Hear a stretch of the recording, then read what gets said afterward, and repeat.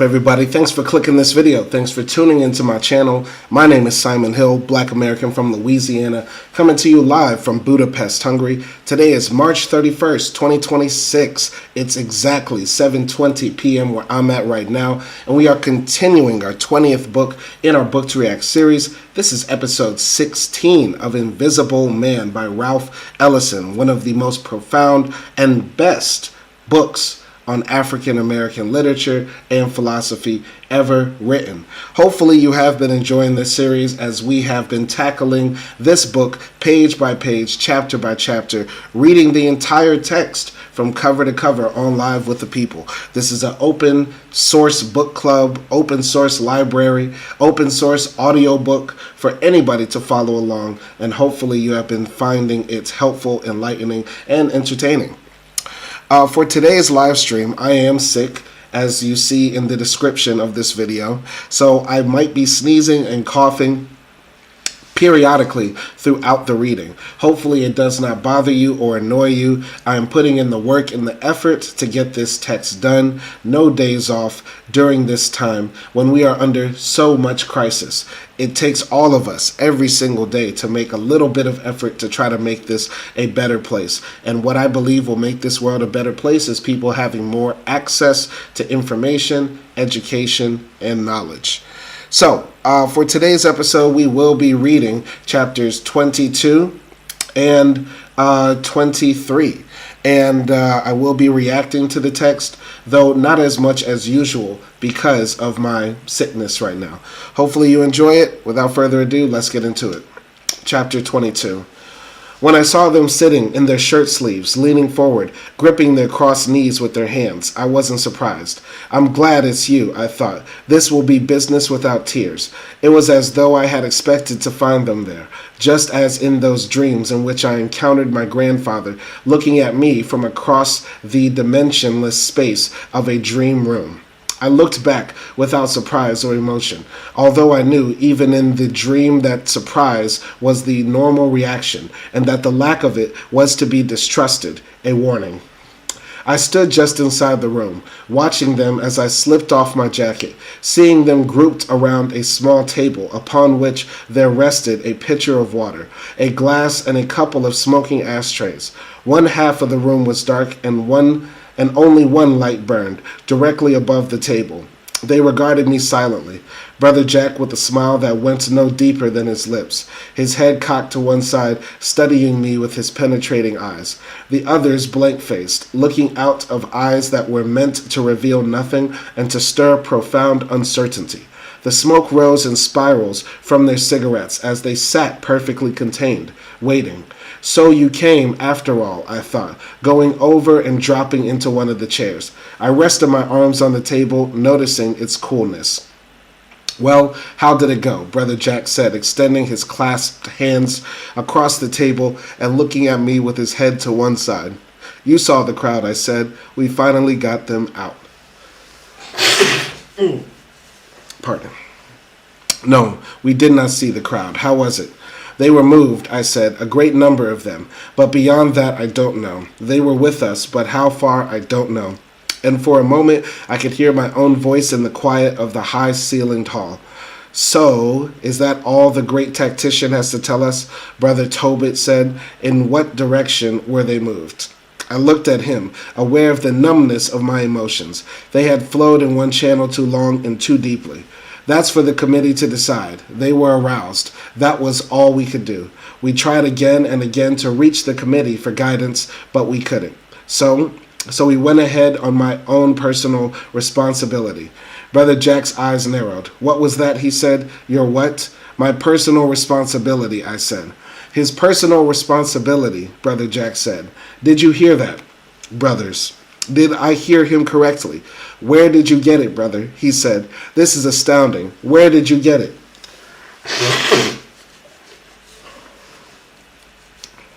From your ma, I started and caught myself in time. From the committee, I said.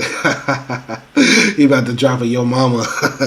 Okay, my brother here is not feeling the Brotherhood or the committee no more, and I don't blame him. If I was him, I would just resign. I would resign. I know this is the only good job he's had in his entire life, but I would resign. Anyway. There was a pause. I looked at him, his face reddening, as I tried to get my bearings. A nerve trembled in the center of my stomach. Everyone came out, I said, trying to fill it in. We saw the opportunity and the community agreed with us. It's too bad you missed it. You see, he's sorry we missed it, Brother Jack said. He held up his hand. I could see the deeply etched lines in his palm. The great tactician of personal responsibility regrets our absence. Doesn't he see how I feel? I thought. Can't he see why I did it? What's he trying to do? Tobit's a fool, but why is he taking it up?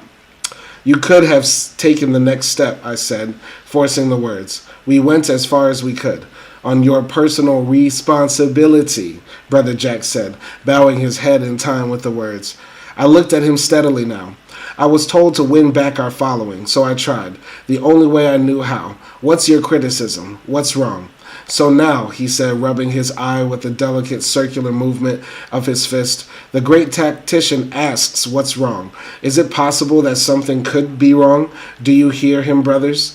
There was a cough. Someone poured a glass of water, and I could hear it fill up very fast. Then the rapid, reel-like trickle of the final drops dripping from the pitcher lip into the glass. I looked at him, my mind trying to bring things into focus. You mean he admits the possibility of being incorrect, Tobit said. Sheer modesty, brother, the sheerest modesty. We have here an extraordinary tactician, a Napoleon of strategy and personal responsibility. Strike while the iron is hot is his motto. Seize the instance by its throat. Shoot at the whites of their eyes. Give him the axe, the axe, the axe, and so forth. I stood up. I don't know what this is all about, brother. What are you trying to say? Now there is a good question. Brothers, sit down, please. It's hot. He wants to know what we're trying to say. We have here not only an extraordinary tactician, but one who has an appreciation for subtleties of expression. Yes, and for sarcasm when it's good, I said. And for discipline, sit down, please. It's hot. And for discipline, and for orders and consultation when it's possible to have them, I said. Brother Jack grinned. Sit down, sit down. And for patience, when I'm not sleepy and exhausted, I said, and not overheated as I am just now. You'll learn, he said. You'll learn and you'll surrender yourself to it even under such conditions, especially under such conditions. That's its value. That makes it patience. Yes, I guess I'm learning now, I said, right now. Brother, he said dryly, you have no idea how much you're learning. Please sit down. All right, I said, sitting down again. But while ignoring my personal education for a second, I'd like you to remember that the people have little patience with us these days. We could use this time more profitably. And I could tell you that politicians are not personal persons, Brother Jack said, but I won't. How could we use it more profitably? By organizing their anger. So again, our great tactician has relieved himself. Today he's a busy man. First an oration over the body of Brutus, and now a lecture on the patience of the Negro people. Tobit was enjoying himself. I could see his cigarette tremble in his lips as he struck a match to light it. I move. We issue his remarks in a pamphlet, he said, running his finger over his chin. They should create a natural phenomenon. This had better stop right here, I thought. My head was getting lighter and my chest felt tight. Look, I said, an unarmed man was killed. A brother, a leading member shot down by a policeman. We had lost our prestige in the community. I saw the chance to rally the people, so I acted. If that was incorrect, then I did wrong. So say it straight without this crap. It'll take more than sarcasm to deal with the crowd out there. Brother Jack reddened. The others exchanged glances.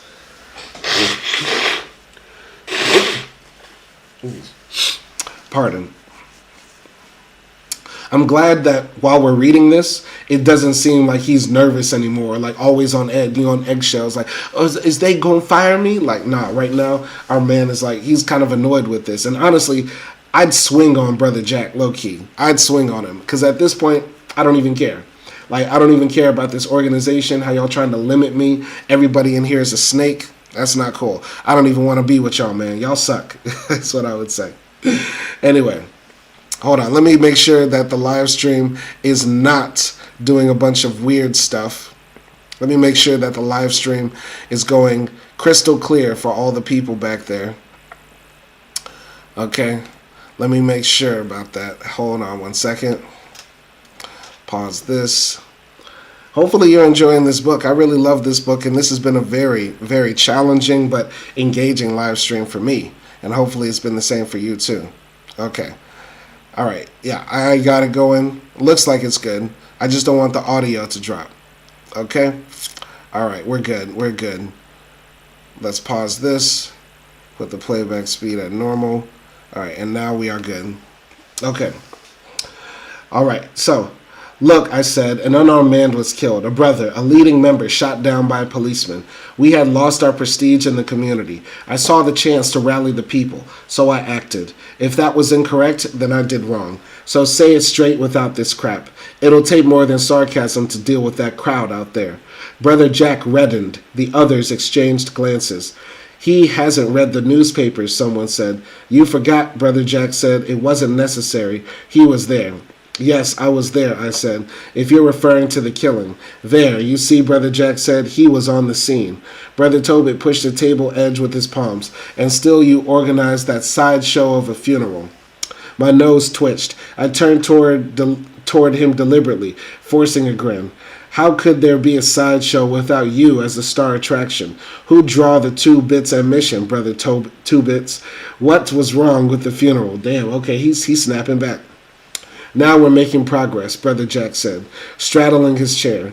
The strategist has raised a very interesting question. What's wrong, he asks. All right, I'll answer. Under your leadership, a traitorous merchant of vile instruments of anti-Negro, anti-minority, racist bigotry has received the funeral of a hero. Do you still ask what's wrong? But nothing was done about a traitor, I said. He half stood, gripping the back of his chair. We all heard you admit it. We dramatized the shooting down of an unarmed black man. He threw up his hands. To hell with you, I thought. To hell with you. He was a man. That black man, as you call him, was a traitor, Brother Jack said. A traitor. What is a traitor, brother? I asked, feeling an angry amusement as I counted on my fingers. He was a man and a Negro, a man and a brother, a man and a traitor, as you say. Then he was a dead man, and alive or dead, he was jam full of contradictions, so full that he attracted half of Harlem to come and stand in the sun to answer to our call. So what is a traitor? So now he retreats, Brother Jack said. Observe him, brothers. After putting the movement in the position of forcing a traitor down the throats of the Negroes, he asks what a traitor is. Brother Jack is trying to make the point that, Brother Clifton, who was killed unjustly by the police, the last things he was doing with his life was selling Little Sambo toys, right? And because of that, he shouldn't be regarded as a hero at all. He shouldn't get a hero's funeral. And on top of that, he was a traitor to the organization, probably the worst crime in the mind of Brother Jack, not the fact that the police are murderous and that they're taking the life of an innocent black man. And that goes to show how sometimes the white leftists, not the white liberals, but the white leftists can sometimes miss the forest for the trees. But I digress. Yes, I said. Yes, and as you say, it's a fair question, brother.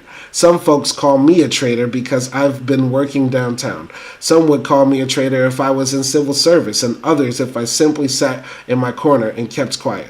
Sure, I considered what Clifton did, and you defend him. Not for that. I was as disgusted as you. But hell, isn't the shooting of an unarmed man of more importance politically than the fact that he sold obscene dolls? So you exercised your personal responsibility, Jack said.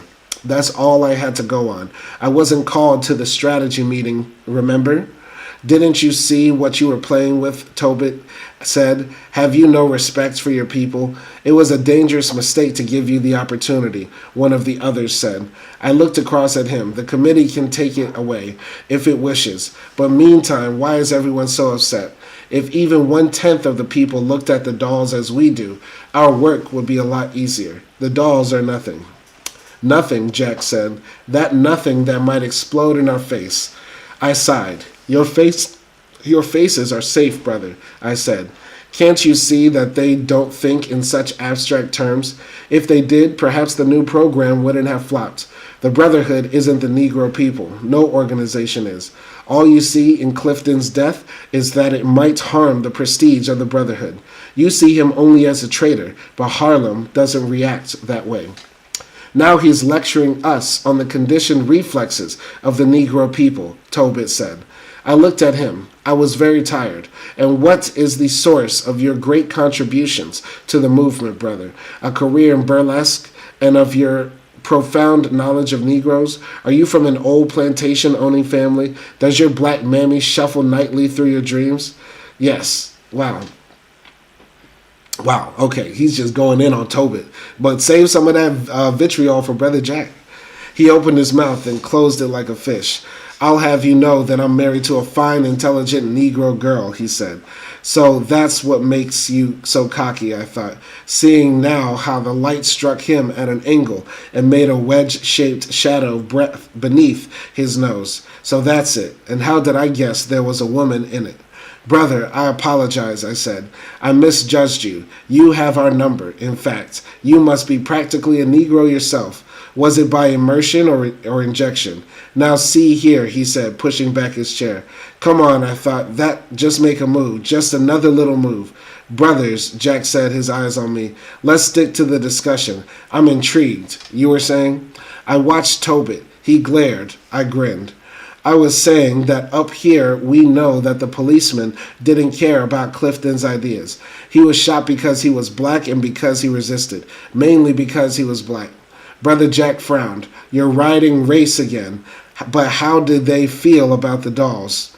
I'm riding the race I'm forced to ride, I said. And as for the dolls, they know that as far as the cops were concerned, Clifton could have been selling song sheets, Bibles, matzos. If he'd been white, he'd be alive. Or if he'd accepted being pushed around. Black and white and black, Tobit said. Must we listen to this racist nonsense? Oh, okay, we got some trash panda activities going on.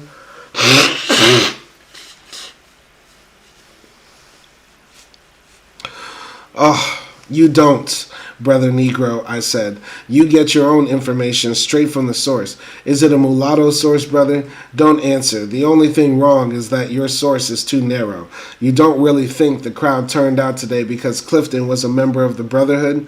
And why did they turn out? Jack said, getting set as if to pounce forward. Because we gave them the opportunity to express their feelings, to affirm themselves. Brother Jack rubbed his eye. Do you know that you have become quite a theoretician, he said. You astound me. I doubt that, brother, but there's nothing like isolating a man to make him think, I said. Yes, that's true. Some of our best ideas have been thought in prison. Only you haven't been in prison, brother, and you were not hired to think. Had you forgotten that? If so, listen to me.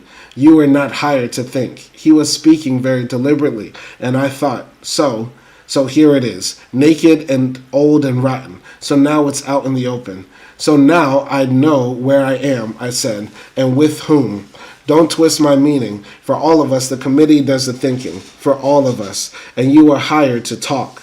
That's right, I was hired. Things have been so brotherly, I had forgotten my place. But what if I wish to express an idea? We furnish all ideas. We have some acute ones. Ideas are part of our apparatus. Only the correct ideas for the correct occasion. And suppose you misjudge the occasion. Should that ever happen, you keep quiet. Even though I am correct, you say nothing unless it is passed by the committee. Otherwise, I suggest you keep saying the last thing you were told. Okay, so this is the thing. The Brotherhood is all about uplifting people, fighting against the evil isms of our world, sexism, racism, classism, etc., etc. But Brother Jack just said right here, listen, you, black man, don't think. We do the thinking. You just do the talking. You're essentially just here to sing and dance, tap dance for us, which is another form of soft bigotry, anti-blackness, but this time coming from the left. Yeah. So, and when my people demand that I speak, the committee will have an answer, Brother Jack said. I looked at him. The room was hot, quiet, smoky. The others looked at me strangely. I heard the nervous sound of someone mashing out a cigarette in a glass ashtray. I pushed back my chair, breathing deeply, controlled. I was on a dangerous road, and I thought of Clifton, and I tried to get off of it. I said nothing. Suddenly Jack smiled and slipped back into his fatherly role. Let us handle the theory and the business of strategy, he said. We are experienced, we're graduates, and while you are a smart beginner, you skipped several grades. But they were important grades, especially for gaining strategical knowledge. For such it is necessary to see the overall picture. More is involved than meets the eye. With the long view and the short view and the overall view mastered, perhaps you won't slander the political consciousness of the people of Harlem. Oh, sorry. Once again, I'm still sick, and my throat is so itchy, man. Hold on. I need a water break. Okay. All right. Can he see I'm trying to tell them what's real? I thought. Does my membership stop me from feeling Harlem? All right, I said. Have it your way, brother. Only the political consciousness of Harlem is exactly a thing I know something about. That's one class they wouldn't let me skip. I'm describing a part of reality which I know, and that is the most questionable statement of all, Tobit said. I know, I said, running my thumb along the edge of the table. Your private source tells you differently. History is made at night, brother? I've warned you, Tobit said. Brother to brother, I said, try getting around more. You might learn that today was the first time that they've listened to our appeals in weeks. And I'll tell you something else. If we don't follow through on what was done today, this might be the last. So he's finally gotten around to predicting the future, Brother Jack said. It's possible, though I hope not. He's in touch with... Sorry. Okay. Sorry. I accidentally... So now he's gonna... Hold on. Sorry. It's possible, though I hope not. He's in touch with God, Tobit said. The black God. I looked at him and grinned. He had gray eyes and his irises were very wide. The muscles ridged out on his jaws. I had his guard down and he was swinging wild. Not with God nor with your wife, brother, I told him. I've never met either, but I've worked among the people up here. Ask your wife to take you around to the gin mills and the barber shops and the juke joints and the churches, brother.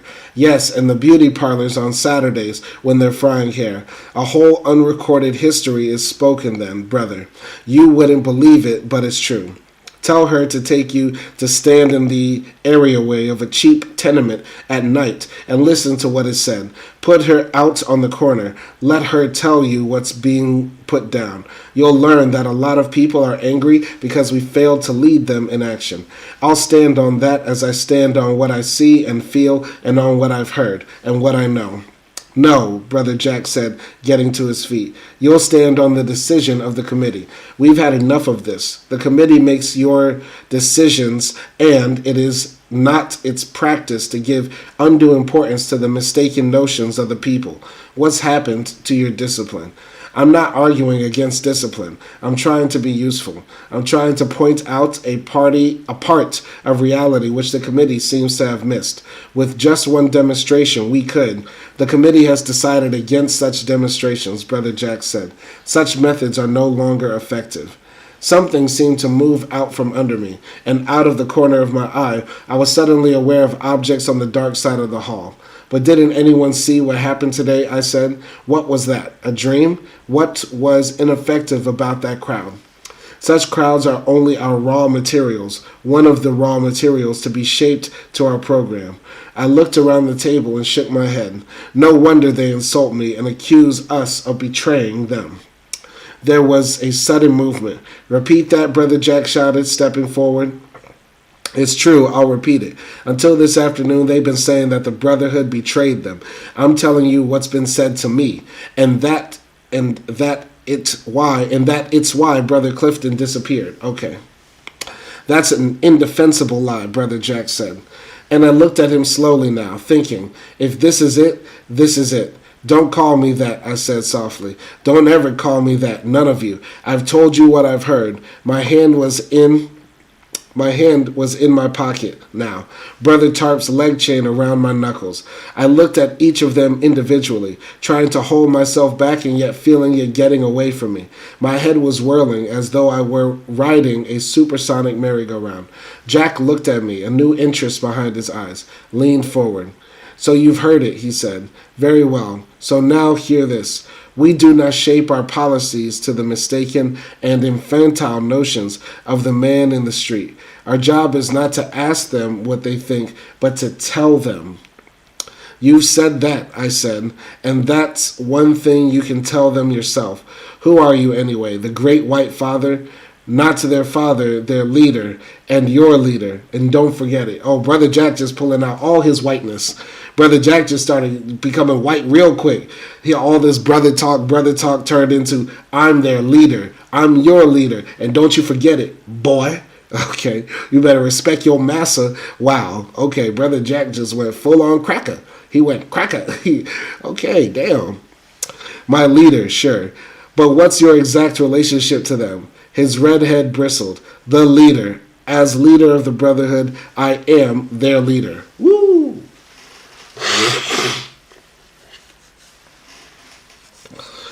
Ooh, that white man out of pocket. He is out of pocket. But are you sure you aren't their great white father? I said, watching him closely, aware of the hot silence and the feeling tension race from my toes to my legs as I drew my feet quickly beneath me. Wouldn't it be better if they called you Massa Jack? Now see here, he began, leaping to his feet to lean across the table.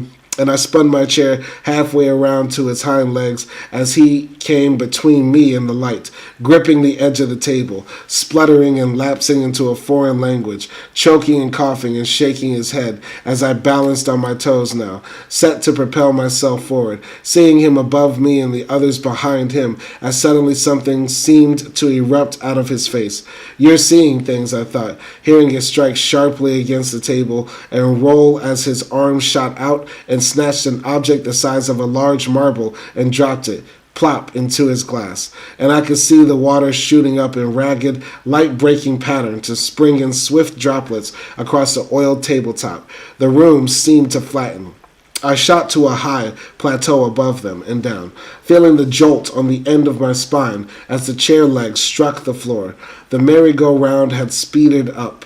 I heard his voice, but no longer listened. I stared at the glass, seeing how the light shone through, throwing a transparent, precisely flooded shadow against the dark grain of the table. And there on the bottom of the glass lay an eye, a glass eye, a buttermilk white eye distorted by the light rays, an eye staring fixedly at me from the dark waters of a well. Then I was looking at him standing above me, outlined by the light against the darkened half of the hall. You must accept discipline. Either you accept decisions or you get out. Ooh. So did it turn out that Brother Jack literally couldn't see our brother because he had a glass eye? That's crazy. Once again, this book is so well written and so good because every chapter it's about people not being able to see our main character for who he really is. And Brother Jack, the man that invested in our main character, the one that put him in position in Brotherhood, the one that got him on, the track to becoming a great Negro leader, literally couldn't see him for what he was or understand where he's coming from now because he has a glass eye. He only sees half the picture. Wow, that's deep. That's profound. Damn. Okay. So I stared into his face, feeling a sense of outrage. His left eye had collapsed, a line of raw redness showing where the lid refused to close, and his gaze had lost its command. I looked from his face to the glass, thinking, he's disemboweled himself just in order to confound me.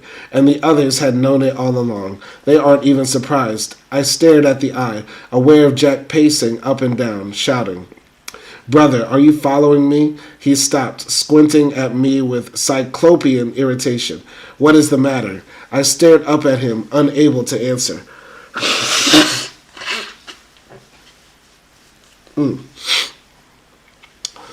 Then he understood and approached the table, smiling maliciously. So that's it. So it makes you uncomfortable, does it? You're a sentimentalist, he said, sweeping up the glass and causing the eye to turn over in the water so that it seemed to peer down at me from the ringed bottom of the glass. He smiled, holding the tumbler level with his empty socket, swirling the glass. You didn't know about this? No, and I didn't want to know. Someone laughed. That's kind of funny. No, I didn't want to know you had a nasty glass eye, you nasty bastard. What the fuck is wrong with you?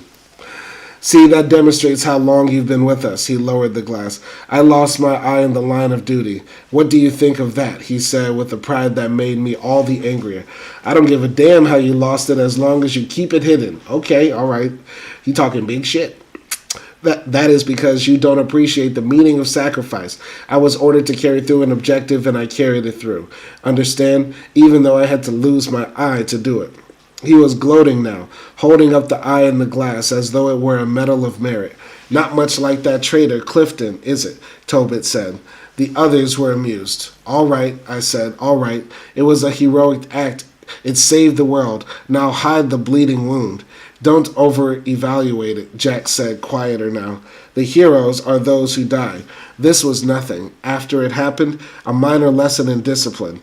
And do you know what discipline is, brother? Personal responsibility? It's sacrifice, sacrifice, sacrifice. He slammed the glass upon the table, splashing the water on the back of my hand. I looked like a leaf.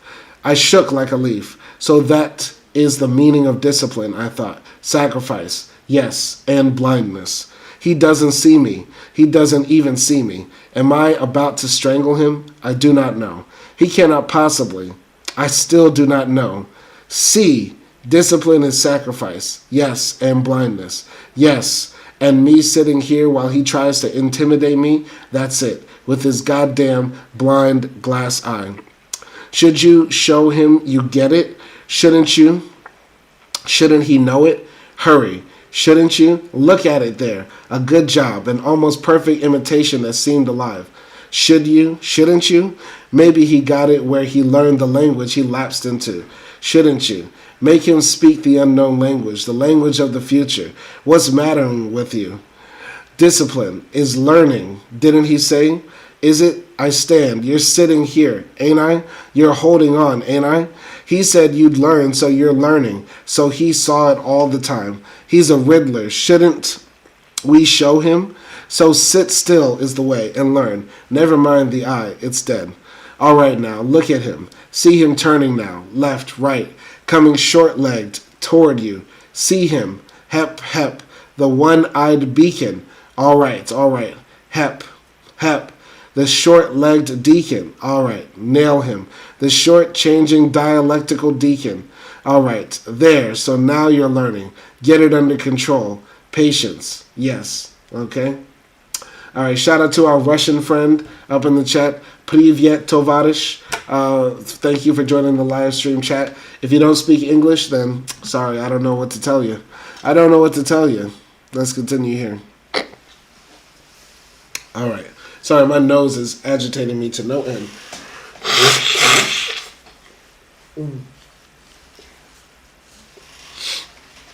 I looked at him again, as for the first time, seeing a little bantam rooster of a man with a high-domed forehead and a raw eye socket that wouldn't quite accept its lid.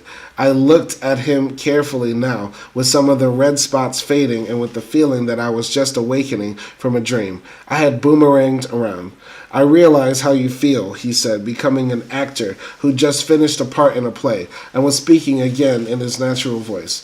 I remember the first time I saw myself this way, and it wasn't pleasant. And don't think I wouldn't rather have my old one back.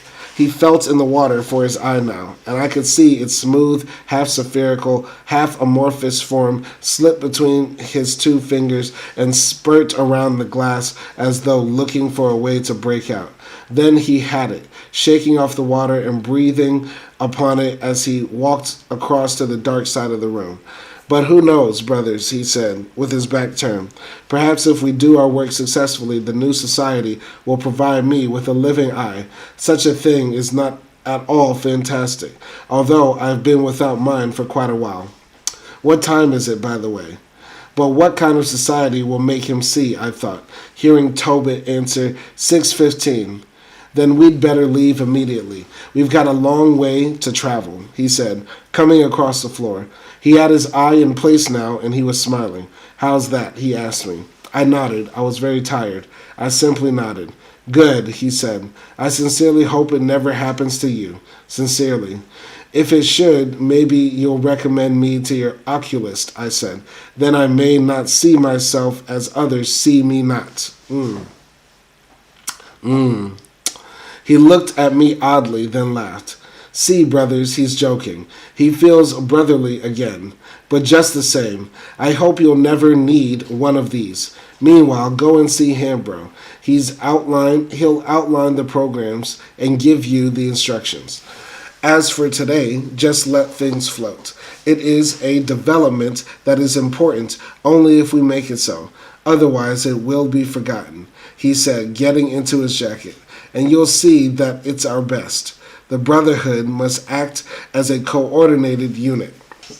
I looked at him. I was becoming aware of smells again, and I needed a bath. The others were standing now and moving toward the door. I stood up, feeling the shirt sticking to my back.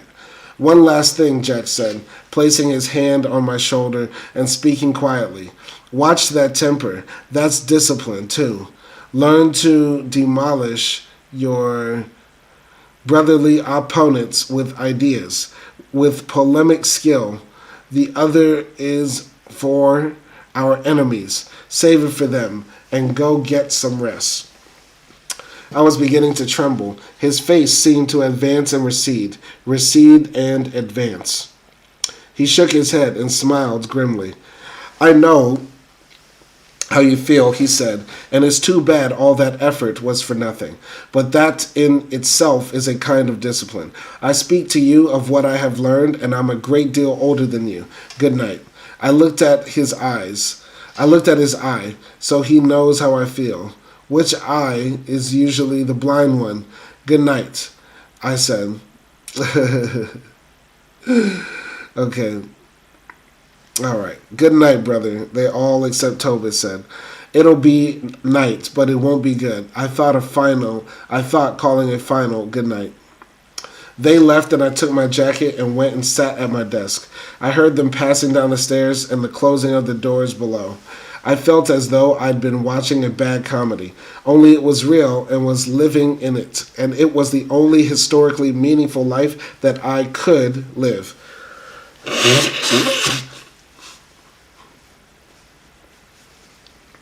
If I left it, I'd be nowhere, as dead and as meaningless as Clifton. I felt for the doll in the shadow and dropped it on the desk. He was dead, all right, and nothing would come of his death now. He was useless to me.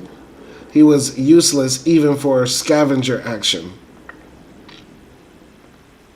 He had waited too long. The directives had changed on him. He'd barely gotten by with a funeral. And that was all. It was only a matter of a few days, but he had missed, and there was nothing I could do. But at least he was dead and out of it. I sat beside the winter. I sat there beside a wild winter. I sat there a while, growing wilder and fighting against it. I couldn't leave, and I had to keep contact in order to fight. But I would never be the same. Never. After tonight, I wouldn't ever look the same or feel the same. Just what I'd been. I didn't know. I couldn't go back to what I was, which wasn't much, but I'd lost too much to be what I was. Some of me, too, had died with Tod Clifton. So I would see Hambro for whatever it was a month. I got up and went out into the hall. The glass was still on the table. When I swept it across the room, hearing it rumble and roll in the dark. Then I went downstairs. Okay. That was a good chapter. Very profound, very deep. Okay. Okay. We might take a little break because I am just dying here. My sickness is killing me. We might take a little break. Okay. And, sorry to everybody because I'm sick. Okay. Shout out to Tamida Ahmed. Shout out to Tamida Ahmed up in the chat. I appreciate you showing love. We're going to stay on YouTube for right now. I know we might have another platform on Instagram or Twitch or something, but we're going to stay on YouTube right now. We just finished chapter 22, and I'm feeling so sick. We might come back and finish this later, so I'll just have this on, okay? And we're going to wrap this up in, let's say, an hour or two, okay? Something like that. All right, that's the end of chapter 22. All right. Man, I'm too sick. Too sick. Welcome back. My name is Simon Hill, Black American from Louisiana. Today is March 31st, 11:51 p.m., and we are back for part 2 of episode 16 of Invisible Man. We will be reading chapter 23. Apologies to anybody who's been waiting, and sorry to everybody who are watching the chopped up version, wondering what's happening. I'm a bit sick, a bit discombobulated, very tired, but still very dedicated to trying to get this book out there, get the education out there, get the knowledge out there, and share with the people this literature. So we're on a tight schedule right now because I have class coming up in a few minutes, in about an hour and 15 or so. So we're going to be jumping into chapter 23, and we will be reacting to it. Let's go. Chapter 23. The bar downstairs was hot and crowded, and there was a heated argument in progress over Clifton's shooting. I stood near the door and ordered a bourbon. Then someone noticed me, and they tried to draw me in. Please, not tonight, I said. He was one of my best friends. Oh, sure, they said, and I had another bourbon and left. When I reached 125th Street, I was approached by a group of civil liberties workers circulating a petition demanding the dismissal of the guilty policeman. And a block further, on even the familiar woman street preacher was shouting a sermon about the slaughter of innocents. A much broader group was stirred up over the shooting than I had imagined. Good, I thought. Perhaps it won't die down after all. Maybe I'd better see Hambro tonight. Little groups were all along the street, and I moved with increasing speed until suddenly I had reached 7th Avenue, and there beneath a street lamp with the largest crowd around him was Ras the Exhorter, the last man in the world I wanted to see. And I had just turned back when I saw him lean down between his flags, shouting, "Look, look, black ladies and gentlemen, there goes the representative of the Brotherhood. Does Ras see correctly? Is that gentleman trying to pass us unnoticed? Ask him about it. What are you people waiting for, sir? What are you doing about our black youth shot down because of your deceitful organization?" They turned, looking at me, closing in. Some came up behind me and tried to push me further into the crowd. The exhorter leaned down, pointing at me beneath the green traffic light. Ask him what they are doing about it, ladies and gentlemen. Are they afraid, or are the white folks and their black stooges sticking together to betray us? Get your hands off me, I shouted as someone reached around and seized my arm. I heard a voice cursing me softly. "Give the brother a chance to answer," someone said. Their faces pressed in upon me. I wanted to laugh, for suddenly I realized that I didn't know whether I had been part of a sellout or not. But they were in no mood for laughter. "Ladies and gentlemen, brothers and sisters," I said, "I disdain to answer such an attack. Since you all know me and my work, I don't think it's necessary. But it seems highly dishonorable to use the unfortunate death of one of our most promising young men as an excuse for attacking an organization that has worked to bring an end to such outrages. Who was the first organization to act against this killing? The Brotherhood. Who was the first to arouse the people? The Brotherhood. Who will always be the first to advance the cause of the people? Again, the Brotherhood. We acted, and we shall always act, I assure you, but in our own disciplined way, and we'll act positively. We refuse to waste our energies and yours in premature and ill-considered actions." Shout out to Tricky Faith up in the chat. Salute to Tricky Faith. Thank you, Tricky Faith, for joining the live stream. Continuing. "We are Americans," said our protagonist. All of us, whether black or white, regardless of what the man on the ladder there tells you, Americans, and we leave it to the gentleman up there to abuse the name of the dead. And the Brotherhood grieves and feels deeply the loss of its brother, and we are determined that his death shall be the beginning of profound and lasting changes. It's easy enough to wait around for the minute a man is safely buried and then stand on the ladder and smear the memory of everything he believed in. But to create something lasting of his death takes time and careful planning. Gentlemen, Ross shouted, stick to the issue. You are not answering my question. What are you doing about the shooting? I moved toward the edge of the crowd. If this went any further, it could be disastrous. Stop abusing the dead for your own selfish ends, I said. Let him rest in peace. Quit mangling his corpse. I pushed away as he raged, hearing shouts of, tell him about it. Grave robber. The exhorter waved his arms and pointed, shouting, that man is a paid stooge of the white enslaver.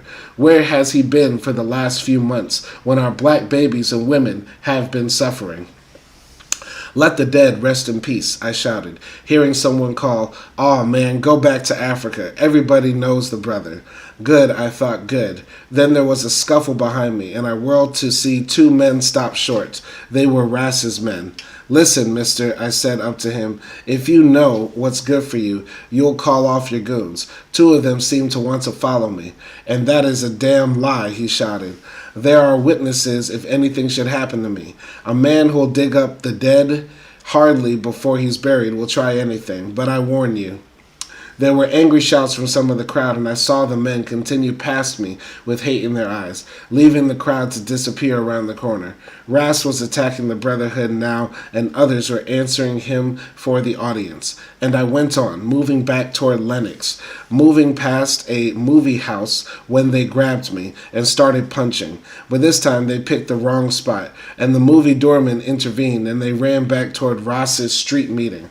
I thanked the doorman and went on. I had been lucky. They hadn't hurt me, but Ross was becoming bold again.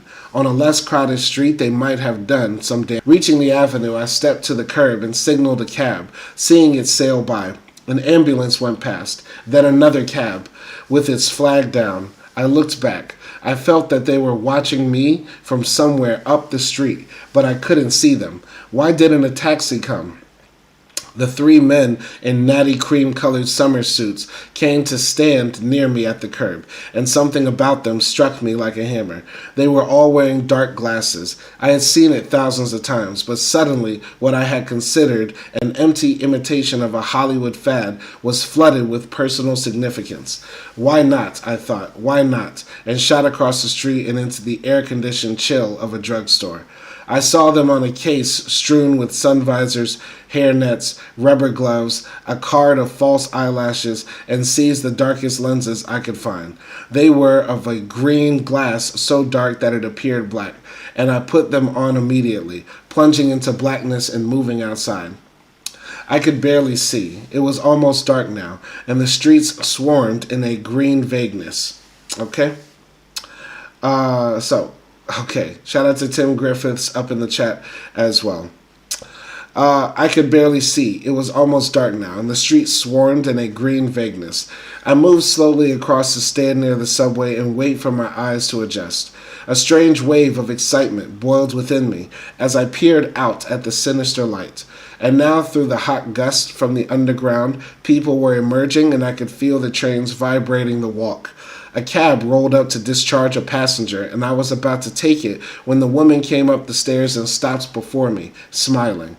Now, what, I thought, seeing her standing there, smiling in her tight-fitting summer dress, a large young woman who reeked with Christmas night perfume, who now came close. Rinehart, baby, is that you? She said. Rinehart, I thought. So it works. She had her hand on my arm, and faster than I thought I heard myself answer, is that you, baby? And waited with tense breath. Well, for once you're on time, she said. But what you doing bareheaded? Where's your new hat I bought you? I wanted to laugh. The scent of Christmas night was enfolding me now, and I saw her face draw closer, her eyes widening. Say, you ain't Rinehart, man. What you trying to do? You don't even talk like Ryan. What's your story? I laughed, backing away. I guess we were both mistaken, I said. She stepped backward, clutching her bag, watching me confused. I really meant no harm, I said. I'm sorry. Who was it you mistook me for? Rinehart, and you better not let him catch you pretending to be him. No, I said, but you seemed so pleased to see him that I couldn't resist it. He's really a lucky man. And I could have sworn you was. Man, you get away from here before you get me in trouble, she said, moving aside, and I left. It was very strange, but that about the hats was a good idea, I thought. Hurrying along now and looking out for Ross's men, I was wasting time. At the first hat shop, I went in and bought the widest hat in stock and put it on. With this, I thought, I should be seen even in a snowstorm. Only they'd think I was someone else. Then I was back in the street and moving toward the subway. My eyes adjusted quickly. The world took on a dark green intensity. The lights of cars glowed like stars. Faces were a mysterious blur. The garish signs of movie houses muted down to a soft, sinister glowing. I headed back for Ross's meeting with a bold swagger. This was the real test. If it worked, I would go on to Hambros without further trouble. In the angry period to come, I would be able to move about. A couple men approached, eating up the walk with long, jaunty strides that caused their heavy silk sport shirts to flounce rhythmically upon their bodies. They, too, wore dark glasses. Their hats were set high upon their heads, the brims turned down. A couple of hipsters, I thought, just as they spoke. What you sayin', Daddy-O, they said. Rinehart, Papa, tell us what you putting down, they said. Oh, hell, they're probably his friends, I thought, waving and moving on. We know what you're doing, Rinehart, one of them called. Play it cool, old man, play it cool. I waved again, as though on the joke. They laughed behind me. I was nearing the end of the block now, wet with sweat. Who was this Rinehart, and what was he putting down? I'd have to learn more about him to avoid further misidentifications. A car passed, with its radio blaring. Ahead I could hear the exhorter barking harshly to the crowd. Then I was moving close, and coming to a stop conspicuously in the space left for pedestrians to pass through the crowd. To the rear, they were lined up too deep before the store windows. Before me, the listeners merged in a green-tinted gloom. The exhorter gestured violently, blasting the Brotherhood. The time for action is here. We must chase them out of Harlem, he cried, and for a second I thought he had caught me in the sweep of his eyes, and tensed. Ras said chase them. It is time Ras the exhorter become Ras the destroyer. Shouts of agreement arose, and I looked behind me, seeing the men who had followed me and thinking, what did he mean, destroyer? I repeat, black ladies and gentlemen, the time has come for action. I, Ras the destroyer, repeat, the time has come. I trembled with excitement. They hadn't recognized me. It works, I thought. They see the hat, not me. There is a magic in it. It hides me right in front of their eyes. But suddenly I wasn't sure. With Ras calling for the destruction of everything white in Harlem, who could notice me? I needed a better test. If I was to carry out my plan. What plan? Hell, I don't know. Come on. I weaved out of the crowd and left, heading for Hambros. A group of zoot suitors greeted me in passing. Hey now, Daddy-O, they called. Hey now. Hey now, I said.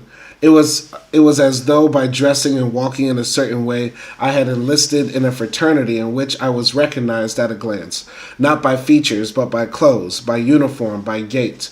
But this gave rise to another uncertainty. I was not a zoot suitor, but a kind of politician. Or was I?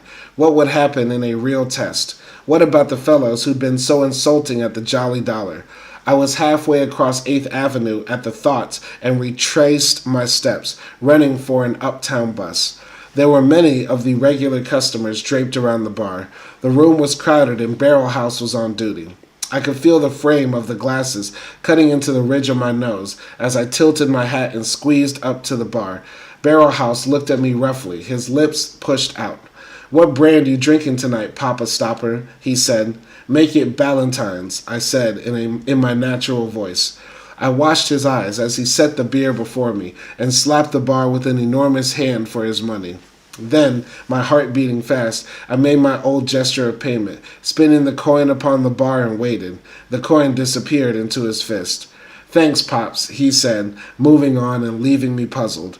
For there had been recognition of a kind in his voice, but not for me. He never called me Pops or Papa Stoppa. It's working, I thought. Perhaps it's working very well. Certainly, something was working on me, and profoundly. Still, I was relieved. It was hot. Perhaps that was it.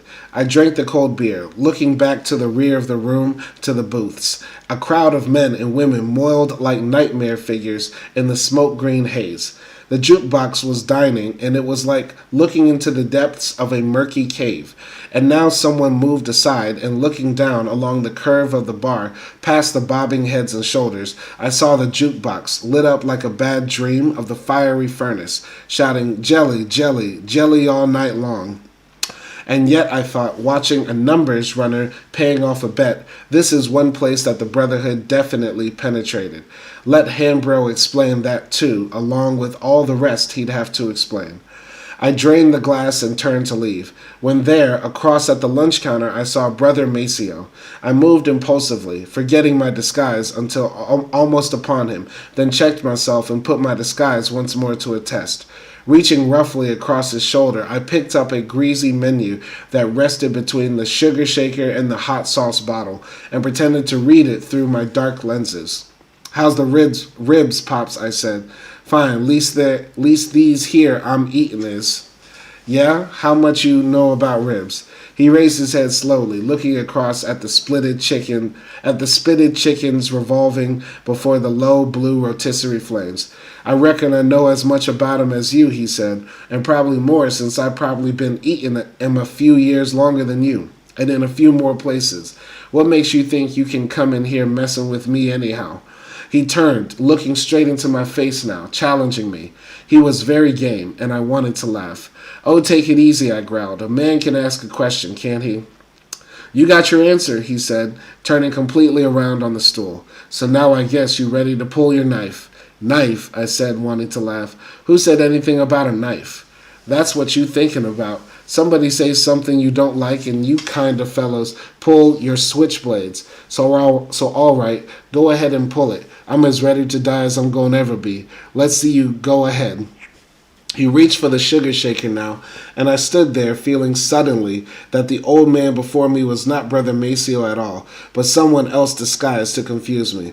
The glasses were working too well. He's a game old brother, I thought, but this'll never do. I pointed toward his plate. "I asked you about the ribs," I said, "not your ribs. Who said anything about a knife?" "Never mind that. Just go on and pull it," he said. "Let's see you. Or is you waiting for me to turn my back?" "All right, here it is. Here's my back," he said, turning swiftly on the stool and around again, his arm set to throw the shaker. Customers were turning to look, were moving clear. "What's the matter, Maceo?" someone said. "Nothing I can't handle. This confidential son of a bitch coming here bluffing." "You take it easy, old man," I said. "Don't let your mother get your head in trouble," thinking, why am I talking like this? You take it easy, old man. Don't let your mouth get your head in trouble. Thinking, why am I talking like this? "You don't have to worry about that, son of a bitch. Pull your switchblade." "Give it to him, Maceo. Cool, crack the mother fowler." I marked the position of the voice by ear now, turning so that I could see Maceo, the agitator, and the customers blocking the door. Even the jukebox had stopped, and I could feel the danger mounting so swiftly that I moved without thinking, bounding over quickly and sweeping up a beer bottle, my body trembling. "All right," I said. "If that's the way you want it, all right. The next one who talks out of turn gets this." Maceo moved, and I fainted with the bottle, seeing him dodge, his arm set to throw, and held only because I was crowding him, a dark old man in overalls and a gray long-billed cloth cap, who looked dreamlike through the green glasses. "Throw it," I said. "Go on, overcome with the madness of the thing." Here, I'd set out to test a disguise on a friend, and now I was ready to beat him to his knees. Not because I wanted to, but because of place and circumstance. Okay, it was absurd and yet real and dangerous, and if he moved, I let him have it as brutally as possible. To protect myself, I'd have to, or the drunks would gang me. Maceo was set, looking at me coldly, and suddenly I heard a voice boom out, "Ain't going to be no fighting in my joint." It was Barrel House. Put them things down, y'all. They cost money. Hell, Barrel House, let them fight. They can fight in the streets, not in here. Hey, y'all, he called. Look over here. I saw him now, leaning forward with the pistol in his huge fist, resting it steady upon the bar. Now put him down, y'all, he said mournfully. I didn't ask you to put my property down. Brother Maceo looked from me to Barrel House. Put it down, y'all. Put it down, old man, I said, thinking, why am I acting from pride when this is not really me? You put yourn down, he said. Both of y'all put him down. And you, Rinehart, Barrel House said, gesturing at me with his pistol, you get out of my joint and stay out. We don't need your money in here. I started to protest, but he held up his palm. Now you all right with me, Rinehart, don't get me wrong, but I just can't stand trouble, Barrel House said. Brother Maceo had replaced the shaker now, and I put my bottle down and backed to the door. And Ryan, Barrel House said, don't go try to pull no pistol neither, 'cause this here one is loaded and I got a permit. I backed to the door, my scalp prickling, watching them both. Next time, don't ask no questions you don't want answered, Maceo called. And if you ever want to finish this argument, I be right here. I felt the outside air explode around me, and I stood just beyond the door laughing, with the sudden relief of the joke restored, looking back at the defiant old man in his long-billed cap and the confounded eyes of the crowd. Rinehart, I thought. What kind of man is Rinehart? I was still chuckling when, in the next block, I waited for the traffic lights near a group of men who stood on the corner passing a bottle of cheap wine between them as they discussed Clifton's murder. What we need is some guns, one of them said, an eye for an eye. Hell yes, machine guns. Pass me the Sneaky Pete's, Muckleroy. Wasn't for that Sullivan law, this here New York wouldn't be nothing but a shooting gallery, another man said. Here's the Sneaky Pete, and don't try to find no home in that bottle. It's the only home I got, Muckleroy. You want to take that away from me? Man, drink up and pass the damn bottle. I started around them.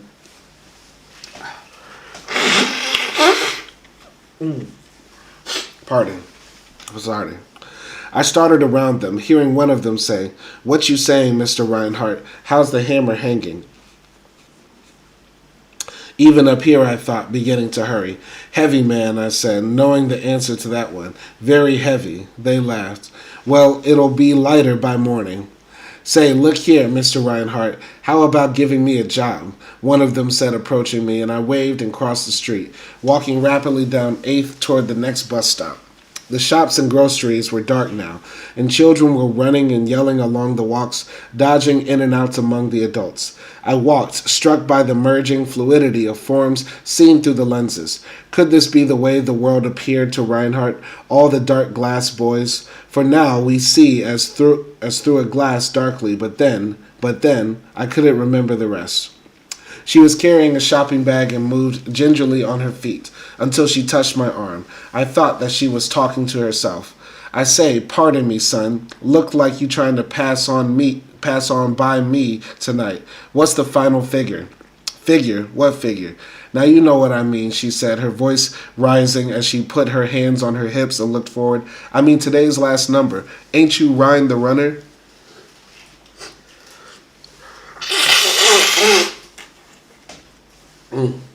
Pardon. "Rhyme the Runner?" "Yes, Rhyme the Number Man. Who you trying to fool?" "But that's not my name, madam," I said, speaking as precisely as I could and stepping away from her. "You've made a mistake." Her mouth fell wide. "You ain't? Well, why you look so much like him?" she said with her hot doubt in her voice. "Now ain't this here something? Let me get on home. If my dream come out, I'ma have to go look that rascal up. And here I needs that money too." "I hope you won," I said, straining to see her clearly, "and I hope he pays off." "Thanks, son, but he'll pay off all right. I can see you ain't Rinehart now, though. I'm sorry for stopping you." "It's all right," I said. If I'd looked at your shoes, I would have known. Why? 'Cause Ryan the Runner is known for them knob-toed kind. I watched her limp away, rocking like the old ship of Zion. No wonder everyone knows him, I thought. In that racket, you have to get around. I was aware of my black and white shoes for the first time since the day of Clifton's shooting. Since the day of Clifton's shooting. When the squad car veered close to the curb and rolled along slowly beside me, I knew what was coming before the cop opened his mouth. "That you, Rinehart, my man?" the cop who was driving said. He was white. I could see the shield gleaming on his cap, but the number was vague. "Not this time, officer," I said. "The hell you say? What you trying to pull? Is this a holdout?" "You're making a mistake," I said. "I'm not Rinehart." The car stopped. A flashlight beamed in my green-lensed eyes. He spat into the street. "Well, you better be by morning," he said, "and you better have our cut in the regular place. Who the hell you think you are?" he called as the car speeded up and away. And before I could turn, a crowd of men ran up from the corner pool hall. One of them carried an automatic in his hand. "What were those sons of bitches trying to do to you, Daddy?" he said. "It was nothing. They thought I was someone else." "Who'd they take you for?" I looked at them. Were they criminals or simply men who were worked up over the shooting? "Some guy named Rinehart," I said. "Rinehart? Hey, y'all hear that?" "Hey, y'all hear that?" snorted the fellow with the gun. "Rinehart, them patties must be going stone blind. Anybody can see you ain't Rinehart." "But he do look like Ryan," another said, staring at me with his hands in his trousers pockets. "Like hell he does." "Hell, man, Rinehart would be driving that Cadillac this time of night. What the hell you talking about?" "Listen, Jack," the fellow with the gun said, "don't let nobody make you act like Rinehart. You got to have a smooth tongue, a heartless heart, and be ready to do anything. But if them patties bother you again, just let us know. We aim to stop some of this head-whooping they've been doing." "Sure," I said. "Rinehart," he said again, "ain't that a bitch?" They turned and went arguing back to the pool hall, and I hurried out of the neighborhood. Having forgotten Hambro for the moment, I walked east instead of west. I wanted to remove the glasses, but decided against it.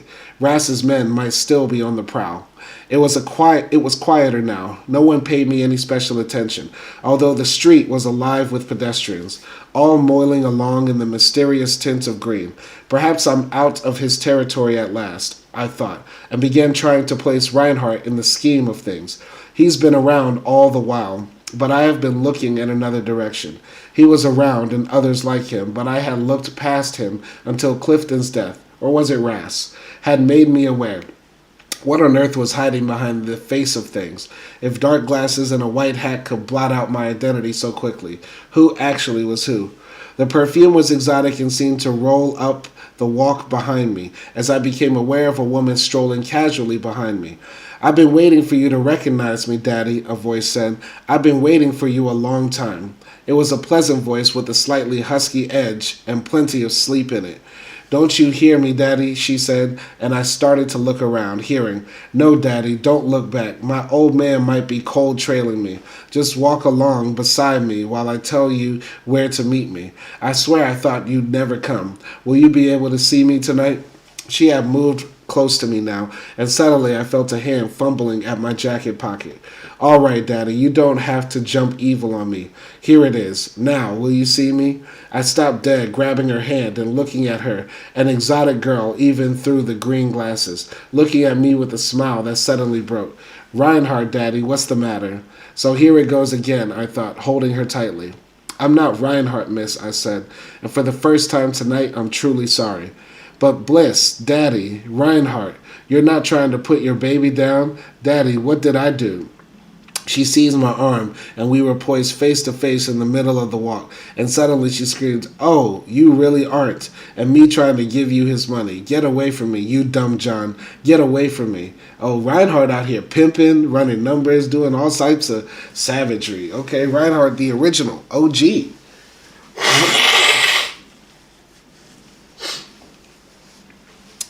I backed off. Her face was distorted as she stamped her high heels and screamed. Behind me, I heard someone say, "Hey, what was that?" followed by the sound of running feet as I shot off and around the corner, away from her screams. That lovely girl, I thought, that lovely girl.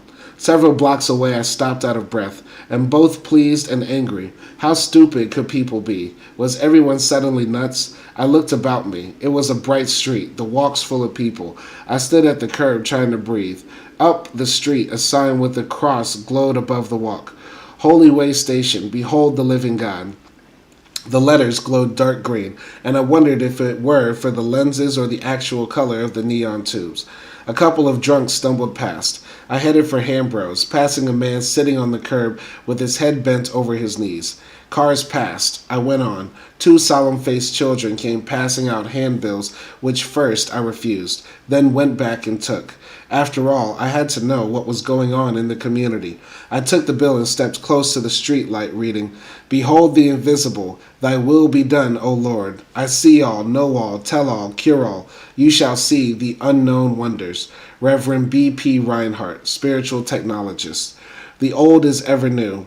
Way stations in New Orleans, the home of mystery. Birmingham, New York, Chicago, Detroit, and L.A. No problem too hard for God. Come to the way station. Behold the invisible. Attend our services, prayer meetings, thrice weekly. Join us in the new revelation of the old-time religion. Behold the seen unseen. Behold the invisible. Ye who are weary, come home. I do what you want done. Don't wait. I dropped the leaflet into the gutter and moved on. I walked slowly, my breath still coming hard. Could it be? Soon I reached the sign. It hung above a store that had been converted into a church, and I stepped into the shallow lobby and wiped my face with a handkerchief.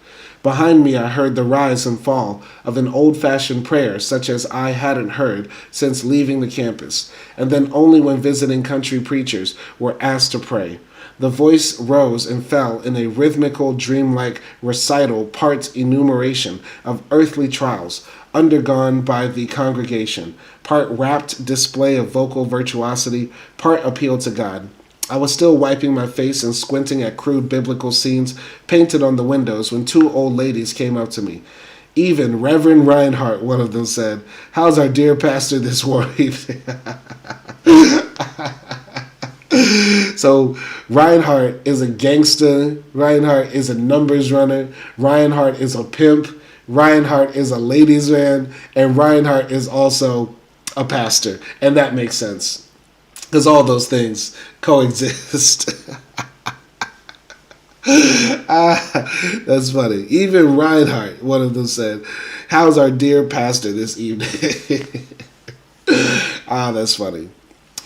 Oh no, I thought, but perhaps agreeing will cause less trouble than denying. And I said, "Good evening, sisters," muffling my voice with my handkerchief and catching the odor of the girl's perfume from my hand.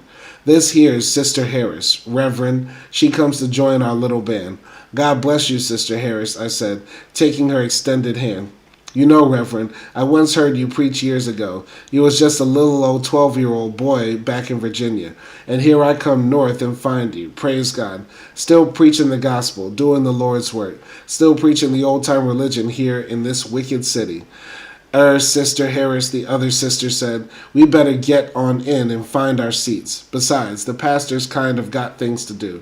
Though you are here a little early, aren't you, Reverend?" "Yes," I said, dabbing my mouth with my handkerchief. They were motherly old women of the southern type, and I suddenly felt a nameless despair. I wanted to tell them that Rinehart was a fraud, but now there came a shout from inside the church, and I heard a burst of music. "Just listen to it, Sister Harris. That's the new kind of guitar music I told you Reverend Rinehart got for us. Ain't it heavenly?" "Praise God," Sister Harris said. "Praise God." "Excuse us, Reverend. I have to see Sister Judkins about the money she collected for the building fund. And Reverend, last night I sold 10 recordings of your inspiring sermon. Even sold one to the white lady I work for." "Bless you," I found myself saying in a voice heavy with despair. "Bless you, bless you."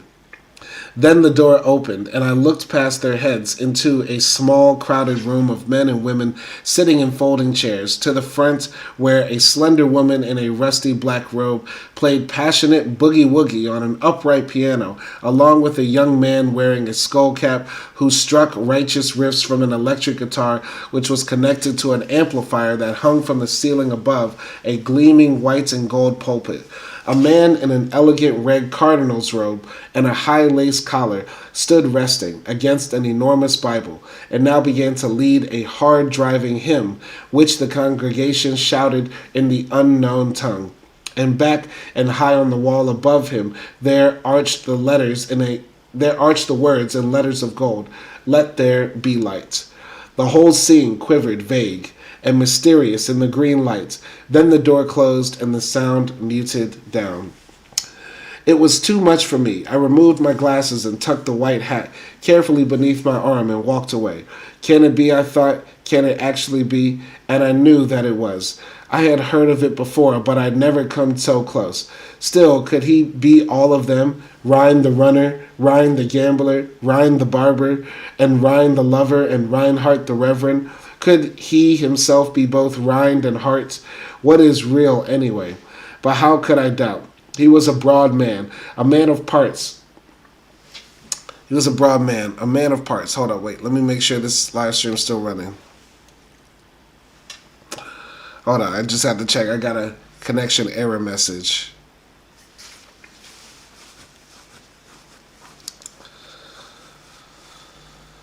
Hold on.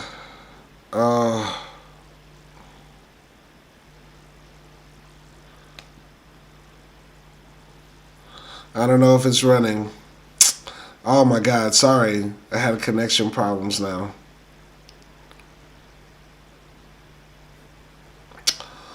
Oh my God. Let me make sure the other live stream is running.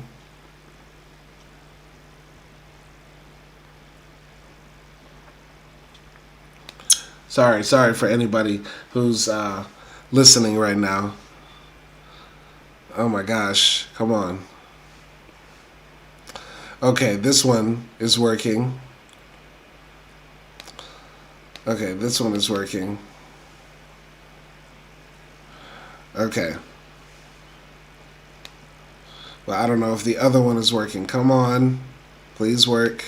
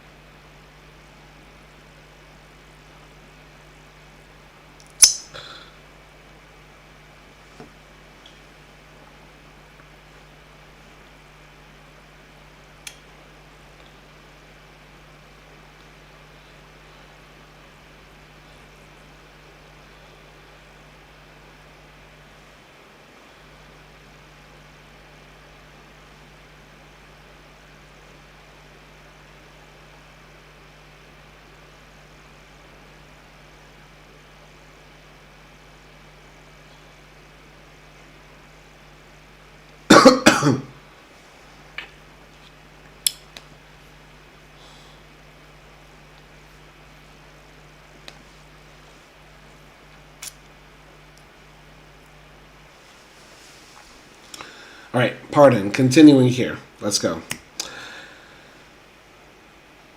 Okay. But how could I doubt it? He was a broad man, a man of parts who got around. Rinehart the rounder.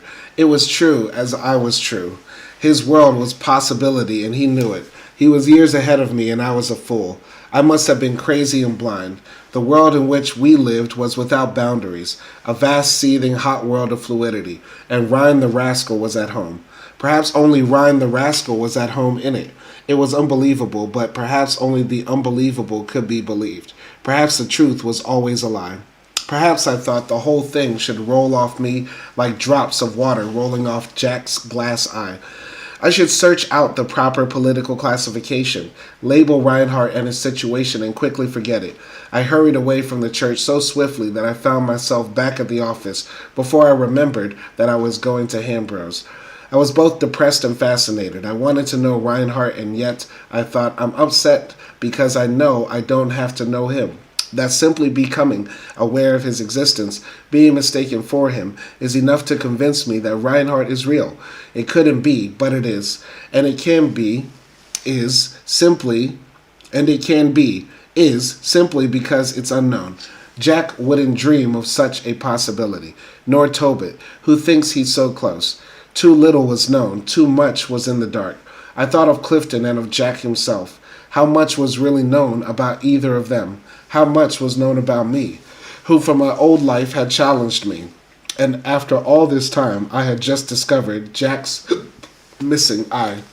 My entire body started to itch, as though I had just been removed from a plaster cast and was unused to the new freedom of movement. In the South, everyone knew you, but coming north was a jump into the unknown.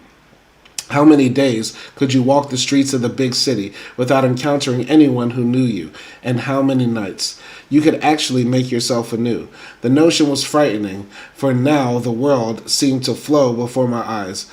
All boundaries down, freedom was not only the recognition of necessity, it was the recognition of possibility. And sitting there trembling, I caught a brief glimpse of the possibilities posed by Rinehart's multiple personalities and turned away. It was too vast and confusing to contemplate. Then I looked at the polished lenses of the glasses and laughed. I had been trying simply to turn them into a disguise, but they had become a political instrument instead. For if Rinehart could use them in his work, no doubt I could use them in mine. It was too simple, and yet they had already opened up a new section of reality for me. What would the committee say about that? What did their theory tell them of such a world? I recalled a report of a shoeshine boy who had encountered the best treatment in the South simply by wearing a white turban instead of his usual Dobbs or Stetson, and I fell into a fit of laughing. Jack would be outraged at the very suggestion of such a state of things, and yet there was truth in it. This was the real chaos which he thought he was describing. So long ago it seemed now. Outside the Brotherhood, we were outside history. But inside of it, they didn't see us. It was a hell of a state of affairs. We were nowhere. I wanted to back away from it, but I still wanted to discuss it, to consult someone who'd tell me it was only a brief emotional illusion. I wanted the props but put back beneath the world. So now I had a real need to see Hambro.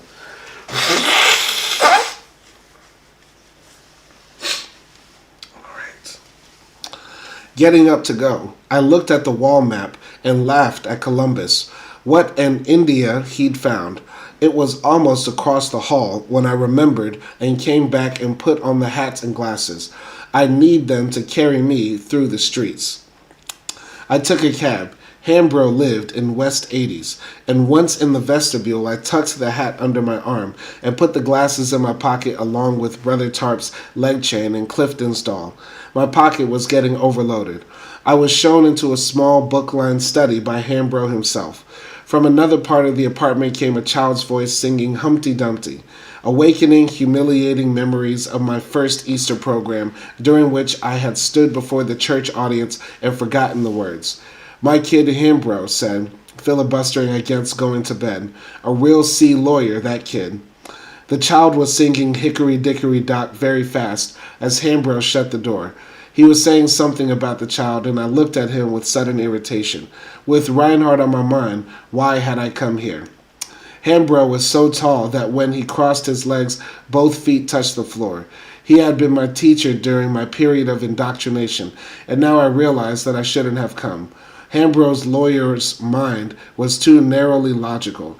He'd see Rinehart simply as a criminal, my obsession as a fall into pure mysticism. You better hope that is the way he'll see it, I thought. Then I decided to ask him about conditions uptown and leave. Look, Brother Hambro, I said, what's to be done about my district? He looked at me with a dry smile. Have I become one of those bores who talks too much about their children? Oh, no, it's not that, I said. I've had a hard day. I'm nervous. With Clifton's death and things in the district so bad, I guess. Of course, he said, still smiling. But why are you worried about the district? Because things are getting out of hand. Ross's men tried to rough me up tonight, and our strength is steadily going to hell. That's regrettable, he said, but there's nothing to be done about it that wouldn't upset the larger plan. It's unfortunate, brother, but your members will have to be sacrificed. The distant child had stopped singing now, and it was dead quiet. I looked at the angular composure of his face, searching for the distant child had stopped singing now, and it was dead quiet. I looked at the angular composure of his face, searching for the sincerity in his words. I could feel some deep change. It was as though my discovery of Rinehart had opened a gulf between us over which, though we sat within touching distance, our voices barely carried and then fell flat, without an echo. I tried to shake it away, but still the distance, so great that neither could grasp the emotional tone of the other, remained. Shout out to Abdullah Musa up in the chat. Salute to you. Wa alaikum salam. Sacrifice, my voice said. You say that very easily. Just the same, though, all who leave must be considered expendable. The new directives must be followed rigidly. It sounded unreal, an antiphonal game. But why, I said, why must the directives be changed in my district when the old methods are needed, especially now? Somehow I couldn't get the needed urgency into my words, and beneath it all something about Rinehart bothered me, darted just beneath the surface of my mind, something that had to do with me intimately. It's simple, brother, Hambro was saying. We are making temporary alliances with other political groups, and the interests of one group of brothers must be sacrificed to that of the whole. Why wasn't I told of this, I said. You will be, in time, by the committee. Sacrifice is necessary now.